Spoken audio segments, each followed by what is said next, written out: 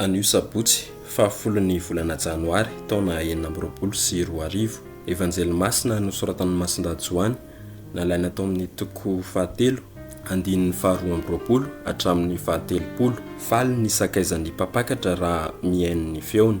Tamin'izany andro izany i Jesoa sy ny mpianany dia nankany amin'ny tanin'i Jodea ary niara-nitoetra tamin'izy ireo tanin'izy sady nanao batemin'ny olona.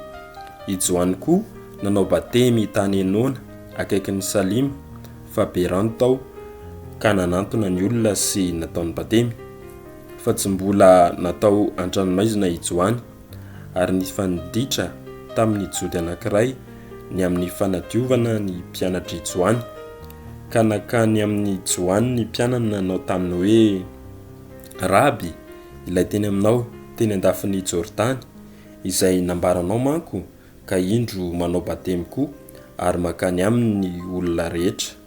Dia namaly i Joany ka nanao hoe: tsy mahazo mandray na inona ny olona raha tsy nomena azy avy any an-danitra izany. Ary ianareo ihany no vavolombelon'ny lazako hoe tsy Kristy aho, fa ny raina ialoha azy, izay manana ny ampakarina no mpampakatra, fa ny sakaizan'ny mpampakatra izay mitsangana eo sy mihaino azy dia faly tokoa mandre ny feon'ny mpampakatra. Ary izany afaliana izany no tanteraka amiko, izy tsy maintsy mitombo, fa izaho kosa tsy maintsy miaina. Izany ary ny tenin'ny Tompo, nderany eo anao ry Kristy.